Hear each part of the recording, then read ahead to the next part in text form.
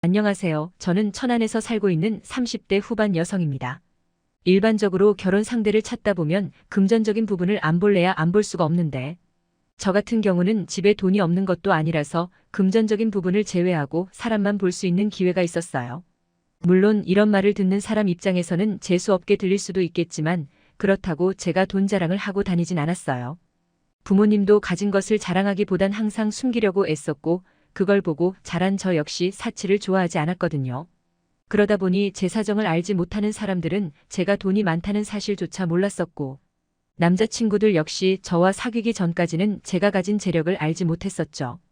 그래서 더 사람을 진중하게 볼 수 있었다고 저 혼자 착각을 했던 것 같아요. 미영 씨, 혹시 시간 되시면 같이 얘기 좀 나눌 수 있을까요? 무슨 일 때문에 그러시죠? 다른 게 아니라, 이런 거 정말 처음이거든요. 그런데 미영 씨가 제 이상형이라서 꼭 한번 얘기하고 싶어서요. 네. 네, 감사합니다. 그런데 어떡하죠? 저 오늘은 늦게 끝날 것 같아서 힘들 것 같은데. 아닙니다. 거절하시는 게 아니라면 저는 언제든지 기다릴 수 있어요. 당장 오늘도 괜찮다고 허락만 해주시면 그게 새벽이든 아침이든 제가 기다릴게요. 그리고 제가 부담 드리려고 하는 건 아니니까 너무 부담은 갖지 마시고요. 그러면 내일도 괜찮을까요? 그럼요. 당연히 괜찮죠. 고맙습니다. 혹시나 제가 싫어서 거절할까봐 많이 긴장했거든요. 조금은 당황스럽긴 했는데, 마음 표현이 쉬운 건 아니잖아요.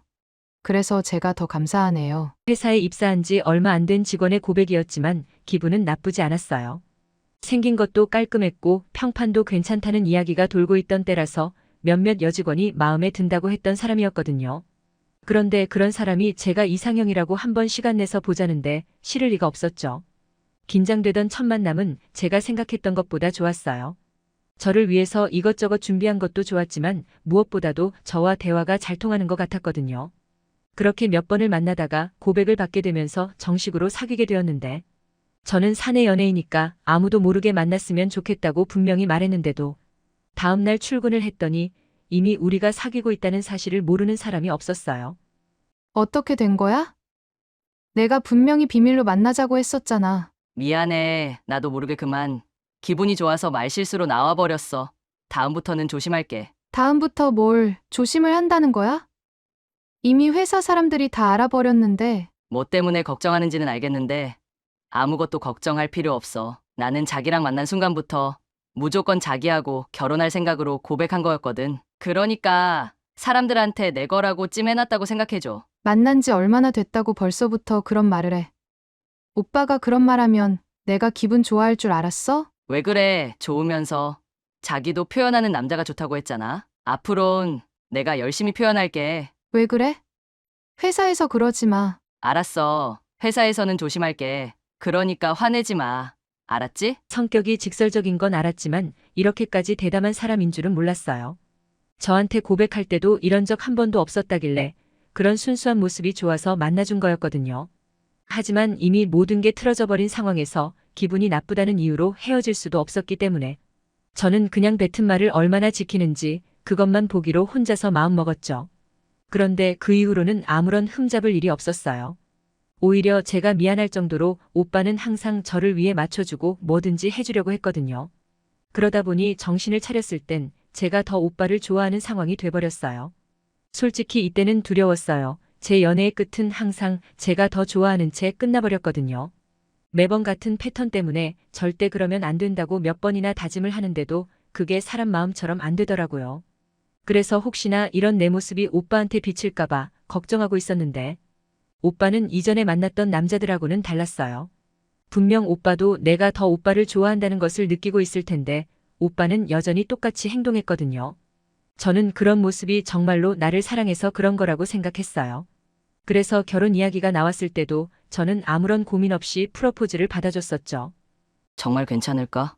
괜히 갔다가 나 싫다고 하면 어떡해? 저번에 같이 통화도 했었는데 뭘 그렇게 긴장을 해? 오늘 오빠 온다고 엄마가 맛있는 거 많이 해놨다고 그랬어. 그래도 나는 걱정되지. 아무래도 차이가 있으니까. 그런 걱정하지 마. 우리 부모님은 돈보다 무조건 인성이 중요하다고 하시는 분들이니까. 오빠 정도면 아무런 걱정 안 해도 돼. 오빠는 경제적 차이 때문에 혹여나 결혼을 반대하지 않을까 걱정을 했어요. 하지만 이전부터 저희 부모님에 대한 부분을 이야기해드렸고 충분히 안심을 시켰었는데 막상 인사하러 가는 날에도 저러니까 제가 더 괜히 긴장이 됐었죠. 그러나 별거 없었어요. 금전적인 부분은 아예 나오지도 않았고 오히려 저와 같이 잘 살기만 하면 된다고 하셨거든요. 오빠도 아무런 문제 없이 결혼을 허락받아서인지 저보다 더 좋아했었죠. 그렇게 저희는 결혼을 하게 되었어요. 물론 오빠네 집이 많이 힘든 편이라서 집이나 혼수 같은 건 전부 다 저희 집에서 지원을 해주기는 했지만 저는 별 생각 없었어요. 제가 가진 것으로 우리 둘만 행복한다면 저는 그걸로 만족했거든요. 하지만 결혼 후부터 오빠는 조금씩 달라지기 시작했어요. 저한테 잘해주는 건 여전했지만 이전과는 달리 원하는 게 생겼던 거였죠. 자기야, 이 차 어때? 내 친구가 지금 끌고 있는 차거든? 내가 한번 타보니까 아주 끝내주게 좋던데. 우리도 이거 사는 게 어때? 우리가 그 차를 어떻게 타? 그거 타고 회사 가면 사람들이 다 쳐다볼 건데. 그런 게 무슨 상관이야? 우리만 좋으면 됐지? 그리고 이런 걸 타야 다른 차들도 조심하고 우리도 안전할 수 있어. 그거야 그렇지만 차는 그냥 타던 거 타면 안 될까? 지금 있는 차도 얼마 안 될 거잖아. 그래, 알았어. 자기가 그런 거면 그런 거지. 나야 돈도 없는데 이런 말 해서 미안해. 왜 그렇게 얘기를 해? 오빠가 그러면 내가 미안하잖아. 아냐, 내가 잠시 착각한 것 같아. 자기도 알다시피 우리 집이 어려워서 내가 이러는 거니까 조금만 이해해줘. 자꾸 어릴 적부터 가난해서 가지고 싶은 게 많은 것 같다고 말하는 오빠 때문에 어쩔 수가 없었어요. 돈 때문에 오빠가 눈치 보는 것도 그렇고 다른 사람은 다들 한다는데 오빠만 못하는 게 제가 괜히 미안해서 저는 어쩔 수 없이 오빠가 원하는 것을 하나씩 채워주기 시작했죠. 차부터 시작해서 옷 그리고 시계까지 여러 개를 사주다 보니까 어느새 오빠는 누가 봐도 부잣집 남자로 탈바꿈했어요. 그 덕에 몇몇 직장 동료들은 저 같은 애랑 결혼 못한 게 후회된다는 말까지 듣게 되었는데 기분이 별로 좋지 않더라고요. 저를 단순히 돈으로만 보는 것 같은 기분이 들었기 때문이었죠. 하지만 오빠는 이런 제 맘은 모르는 건지 점점 눈만 높아져만 갔고 나중에는 시댁도 도와주자는 얘기까지 나왔어요. 물론 도와주자고 하면은 저도 기쁜 마음으로 도와주겠는데 문제는 소비 패턴이 서로 달라도 너무 달랐다는 거였어요. 돈이야 잘 쓰면은 하나도 아깝지 않았겠지만 오빠가 시댁에 도와주자고 했던 건 시모 금목걸이를 사준다던가 아니면 가방이나 옷을 사주자는 거였거든요. 그래도 전 오빠한테 아무런 불만을 표현하지 않았어요. 효도하고 싶은 마음이야 자식 입장에서는 다 똑같을 테고 무엇보다도 오빠가 절 계속 좋아한다고 생각했거든요. 그런데 돈으로도 해결 못하는 슬픈 상황이 생겨버렸어요. 건강하게 지내던 엄마가 집에서 쓰러진 채 발견이 되었는데 영영 깨어나지 못하신 거였죠. 너무나 갑작스럽게 엄마를 떠나보내서인지 믿기지가 않아서 눈물조차 나오지도 않았어요. 마치 집에 가면 엄마가 마중 나올 것 같았고 전화하면 받아줄 것만 같았거든요. 하지만 집에 가도 엄마의 흔적만 남았을 뿐 엄마는 어디에도 없었죠. 전화 역시 마찬가지였어요. 매번 내가 목소리 듣고 싶을 때 연락하면 항상 받아주던 엄마였는데 이제는 받아줄 사람이 없는지 하염없이 전화기 혼자서 울고만 있었거든요. 힘들었지만 그래도 산 사람은 산다고 시간이 지나니까 허기가 지고 피곤도 몰려왔어요. 그렇게 전 엄마를 마음속에 품고서 살아가기로 했죠. 하지만 악재는 여기서 끝이 아니었어요. 엄마가 떠나고 나서 저만큼 아빠도 심적으로 힘들었는지 연락을 해도 안 받길래 걱정돼서 집으로 찾아갔더니 아빠도 엄마처럼 쓰러져 있었던 거였죠. 그나마 다행인 건 엄마처럼 허무하게 보내지 않아서 어떻게든 붙잡을 수 있었다는 거였는데 워낙 늦게 발견돼서 살아있는 것 자체가 기적이라며 정신까지 차리는 건 기대하기 힘들다는 얘기를 듣게 되었어요. 그래도 전 끝까지 놓치고 싶지 않았어요. 아빠까지 이대로 가버리면 이 세상에 홀로 남는 기분이 들 것 같았거든요. 다행히 아빠도 제 마음을 알았는지 어떻게든 이 생의 끝을 붙잡고 계셨지만 그와 반대로 오빠는 제 이성을 끊어버리는 소리를 하고 있었죠. 아무래도 장인어른이 장모님 혼자 보내기 미안하셨나 보네. 이렇게 며칠 차이도 안 나서 이러는 거 보니까 두 분이 많이 좋아하셨나 봐. 무슨 소리야? 아직 아빠 살아계셔.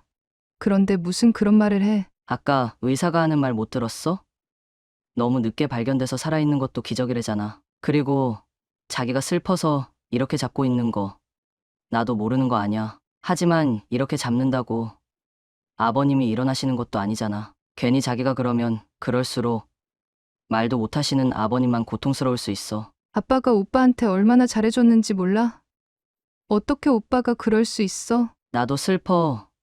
그런데 상황이 이런 걸 어쩌겠어? 그나마 제정신인 사람이 나밖에 없으니까. 나라도 이런 말 해줘야지. 쓸데없는 말 할 거면 집에 나가. 그러지 말고 자기야. 우리 그냥 편하게 보내드리자.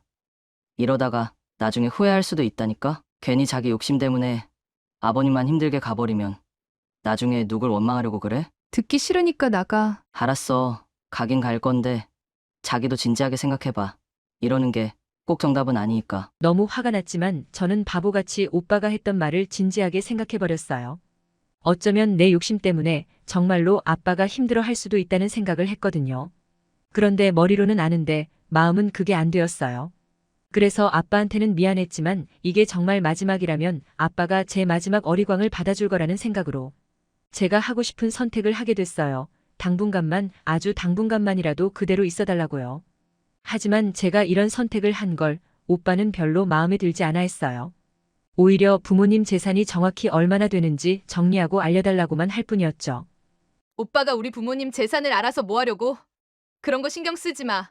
해도 내가 알아서 할 거니까. 나는 자기가 정신없어 하는 것 같으니까 도와주려고 한 거였지. 그리고 내가 남이야?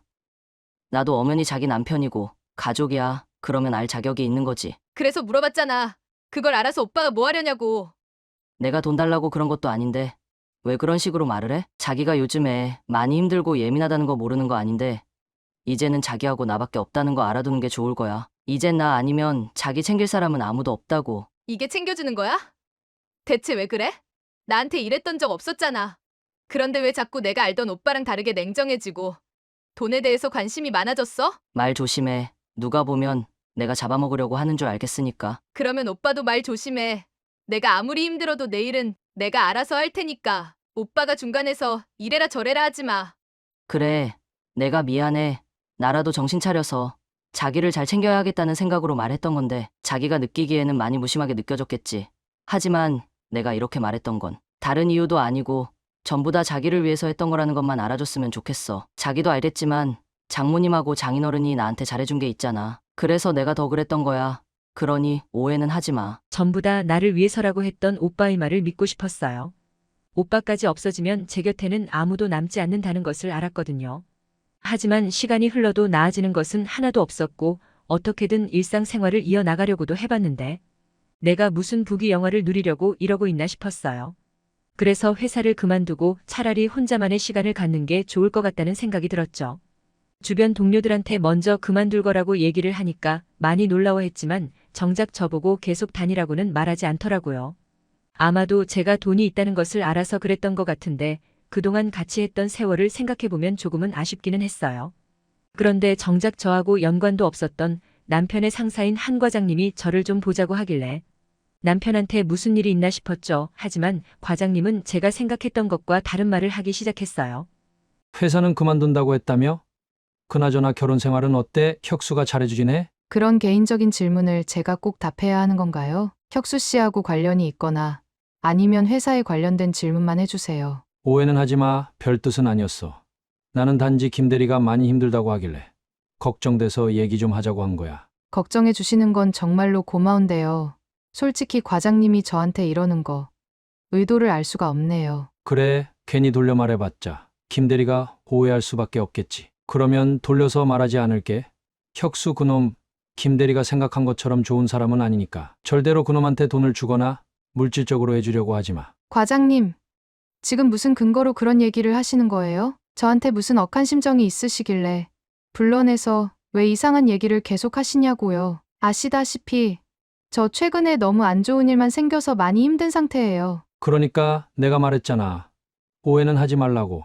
나도 김대리 소식 들어서 알고는 있어. 이 회사에서 김대리 소식 모르는 사람이 있을 것 같아? 그런데도 내가 이런 얘기해주는 이유는 김대리도 안타깝지만 혁수 그놈이 잘 되는 꼴은 보기 싫어서 그런 거야. 뭐라고요? 나도 김대리하고 친하지도 않는데 뭐하러 이런 얘기를 하겠어? 그냥 모르는 척하면 나하고는 아무런 상관도 없을 건데. 하지만 혁수 그놈이 김대리 이용하면서 온갖 자랑을 다 하잖아. 그렇게 혁수 씨가 싫으시면 직접 혁수 씨한테 얘기하시면 되잖아요. 얘기하면 그놈은 바로 회사 그만둘걸? 그만둬도 김대리 있으니까 먹고 살 걱정은 없을 거잖아. 그리고 김대리는 지금도 모르는 것 같은데 혁수 그놈 처음부터 김대리 돈 보고 접근했었어. 네, 다들 쉬쉬하기는 했어도 김대리가 돈 많은 부잣집 딸이라는 거 소문이 돌았거든. 그런데 그놈이 한번 만나보겠다고 하더니만 진짜로 김대리랑 결혼할 줄은 누가 알았겠어? 그것뿐이야? 이거 내가 혹시 몰라서 녹음한 거거든. 들어보면 김대리도 기겁할 거야. 그러니까 들어보고 잘 판단해. 과장님이 주신 동영상은 도저히 믿기지 않는 내용이 담겨 있었어요. 그동안은 오빠가 저에 대한 애정과 마음은 확실하고 변함이 없다고만 생각했었는데 내가 없는 곳에서의 오빠의 본심은 저의 생각과 완전히 달랐거든요. 김대리가 시계 사줬으면 넌 뭐 해줬어? 제가 해주긴 왜 해줘요? 이것도 엄연히 제가 열심히 노력해서 받아낸 것뿐인데? 뭘 열심히 했다는 거야? 밤에 죽어라 힘 좀 썼어? 에이, 그런 게 아니라 과장님도 알다시피 돈 많은 사람이 갑 아니겠어요? 그래서 비위 좀 맞춰주고 해달라는 건 아무 말도 없이 머슴처럼 해주고 있는 중이죠. 과장님도 결혼했으니까 아시잖아요. 이게 얼마나 힘든 건지. 너야 돈이라도 받지. 내가 뭐라도 받아? 한 달에 용돈 받는 게 끝인데? 아니죠. 과장님은 그래도 좋아하는 사람하고 결혼한 거잖아요. 너는 좋아서 결혼한 게 아니라는 걸로 들린다? 좋죠. 단지 와이프가 아니라 돈을 좋아해서 그런 것뿐이지만 과장님하고 저하고는 목적이 다르잖아요. 그런 말 하지 마. 괜히 김대리가 알면은 실망해서 울겠다. 과장님만 말하지 않으면 절대로 걸릴 일 없어요. 저도 집에서는 투잡 뛴다 생각하면서 와이프한테 최선을 다하거든요. 대단하다. 너도. 뭘 이런 걸로 대단하다고 그러세요. 나중에 기회가 와서 제대로 한몫 잡으면 제가 그때는 과장님한테 제대로 한턱 쏘겠습니다. 쏠 거면 지금 쏘지 왜 나중이야? 제가 지금은 제 마음대로 돈을 못 쓰잖아요. 게다가 얼마 받지도 못했는데 와이프 성격상 괜히 놀다가 걸리면 이대로 끝인데요. 그러니까 과장님도 조금만 참아주세요. 얼마 안 있으면 좋은 소식 들려올 겁니다. 저는 이 동영상을 집에 온 오빠한테 그대로 보여줬어요. 아무 말 없이 동영상을 보던 오빠의 눈은 이리저리 움직이면서 핑곗거리를 찾는 것처럼 보였죠.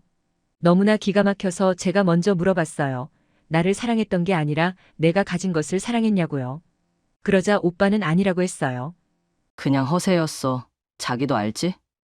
남자끼리 만나다 보면 허세도 부리고 그러거든. 과장님이 하도 부럽다고 하길래 나도 모르게 허세 좀 부렸던 거야. 오빠는 허세 때문에 와이프를 밑바닥에 깔아 뭉겨야 하나 봐. 그 부분은 내가 정말로 할 말이 없는데 그렇다고 내가 자기를 안 좋아하는 건 아니야. 어느 누가 돈만 보고 결혼하겠어? 안 그래? 그것부터 말이 안 되는 거잖아. 그렇지. 돈만 보고 결혼하는 사람은 없다고 나도 그렇게 생각했었지. 하지만 오빠는 나를 투잡처럼 만나는 걸로 생각한다며. 아니라니까 그러네. 내가 어떻게 해야지 내 말을 믿겠어? 자기가 하라는 거 전부 다 할게. 그동안 내가 해준 거 다 내놔. 그리고 어머님한테도 해준 것도 전부 다 가지고 와. 굳이 엄마 것까지 달라고 하기에는 좀 그렇지 않아? 엄마는 아무런 상관이 없잖아. 내가 시키는 대로 한다며. 내가 해준 거니까 전부 다 내놓으라고. 알았어. 내가 자기한테 받은 거 전부 다 가져올게. 지금 당장 가지고 와. 조급했는지 오빠는 그날 제가 해준 금붙이며 차키도 가지고 왔었죠. 하지만 하나 더 남아 있었어요. 제가 해준 옷은 그대로 가지고 가려고 했거든요. 저는 그동안 사줬던 옷들도 전부 다 놓고 가라고 했어요. 제가 이렇게까지 할 거라고 생각 못했는지 오빠는 나가기 전에 말 잘 들으면 용서해 줄 거냐고 하더군요. 하지만 전 그러고 싶은 마음이 없었어요. 오빠에 대한 실망감도 있었지만 그때는 오빠 때문에 부모님이 저렇게 된 거라는 생각까지 하고 있었거든요. 물론 부모님이 멀쩡히 있으셨다면 오빠의 태도를 한 번 더 검증할 기회를 줄 수도 있었겠죠. 그러나 생각해보면 부모님이 다 있으셨더라도 오빠의 문제를 용서해주지는 않을 것 같았어요. 그렇게 집에는 오빠도 없고 저 혼자 있기도 싫어서 어차피 회사도 안 나가도 되겠다. 마지막이란 생각으로 아빠 옆에서 머물기로 했어요. 하루하루 어떻게 될지도 모르는 상황에서 불안에 떨고 있었을 때 기적이 찾아왔어요. 눈을 뜨기 힘들 거라는 아빠가 눈을 뜨게 된 거였죠. 물론 후유증 때문에 왼쪽 전체가 마비가 찾아오기는 했지만 저는 아빠가 돌아온 것만으로도 감사했어요. 그런데 어떻게 알았는지 오빠가 다행이라며 연락을 해왔어요. 역시 자기 말대로 하는 게 맞았네. 아버님이 일어나서 정말 다행이야. 고마워. 그런데 우리도 정리를 해야겠지. 무슨 정리? 이제 나 용서해 주려고? 무슨 소리야. 내가 오빠를 왜 용서를 해. 나 오빠 용서할 생각 없어. 오빠 만나고 나서 좋은 일은 하나도 없었거든. 그건 나하고 상관없는 일들인데 그걸 왜 나하고 엮어? 그러면 내가 억울하지. 그러니까 나한테 왜 그랬어? 그냥 해주는 대로 고마워하면서 살았으면 됐잖아. 그런데 뭐가 더 욕심이 나서 나한테 그랬냐고. 그건 진짜 오해라니까. 나 진짜로 자기 많이 사랑해. 오빠가 나한테 사랑한다는 말, 나한테 하는 건지, 내 돈 보고 하는 건지. 나는 더 이상 구분 못하겠어. 그리고 오빠한테 시간도 쓰기 싫으니까. 우리 이참에 이혼하는 걸로 해. 이혼은 아니지. 내가 잘못은 했어도 이혼까지 당할 일은 아니었잖아. 우리 결혼하기 전에 내가 말했던 거 기억나? 우리 집은 돈은 안 봐도 사람 됨됨이는 본다고. 오빠는 결혼하기 전이랑 후가 너무 달라. 그래서 더 이상 나도 오빠랑 살기 싫어. 자기야, 제발 한 번만 더 기회를 줘. 앞으로는 내가 정말로 잘할게. 됐고, 하소연할 거 있으면 나한테 하지 말고 변호사 찾아가서 해. 어차피 이혼한다고 하면 오빠 성격상 가만히 있을 성격은 아니잖아. 제 예상대로 오빠가 변호사를 찾아갔는지는 모르겠지만 갔더라도 좋은 소식은 들을 수가 없었을 거예요. 결혼했을 때부터 오빠가 넣은 돈은 한 푼도 없었기도 했고 오빠 월급조차 오빠가 전부 다 가지고 갔거든요. 그래서였는지는 몰라도 한 번 더 용서를 해달라며 병원까지 찾아와 무릎 꿇고 싹싹 비는데 그 모습을 보니까 저랑 이혼하기 싫어서 붙잡기보단 마치 떼인 돈을 돌려달라고 하는 사람처럼 보였어요. 물론 제 마음이 변하지 않아서 이혼은 하는 걸로 했지만 생각보다 시간은 오래 걸렸어요. 협의 이혼을 하자고 했음에도 미련이 남았는지 오빠가 거절했거든요. 그래도 아무리 매달려도 이혼은 못 막았죠. 이혼하고 나서는 아빠랑 같이 생활했어요. 엄마의 빈자리를 그나마 내가 채워줘서 그랬는지. 아빠도 열심히 재활을 해서 이전처럼은 아니더라도 일상생활은 조금씩 누릴 수 있게 되었거든요. 그걸 보니까 이혼도 잘했다는 생각이 들고 아빠도 속을 알 수 없는 사람은 가까이 하지 않는 게 좋다며 제가 선택한 게 잘한 거라고 얘기해줬어요. 이제는 아빠하고 저만 남았지만 그래도 엄마가 걱정하지 않게 최선을 다하며 살 생각입니다. 물론 아빠가 있어서 다시 예전처럼 회사를 다니지는 못해도 아빠랑 할 수 있는 작은 가게라도 열어서 조금씩이라도 사회생활을 해볼 생각이네요.